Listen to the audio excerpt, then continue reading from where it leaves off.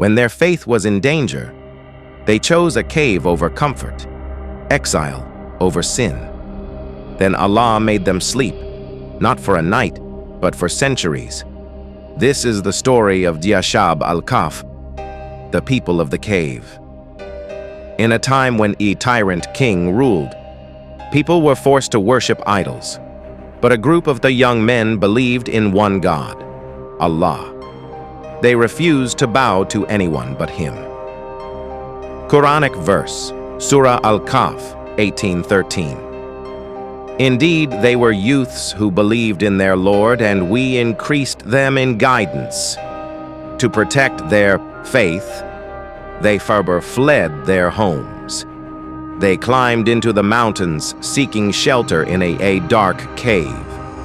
They said, "Our Lord, grant us from yourself mercy and prepare for us from our affair right guidance." 18:10. Then a miracle happened. Allah caused them to sleep for years, not just a few, but over 3 centuries. Their bodies didn't age, the sun moved gently around them, and no one disturbed their peace.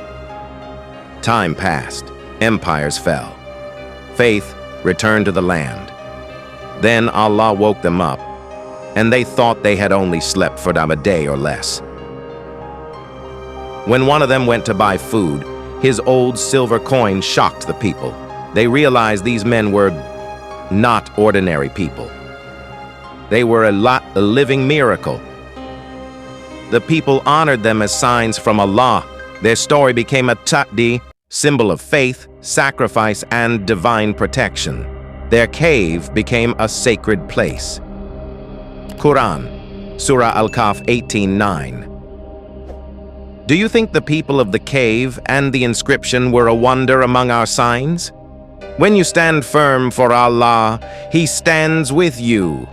Even in a cave, even through centuries, faith never dies, and truth always returns.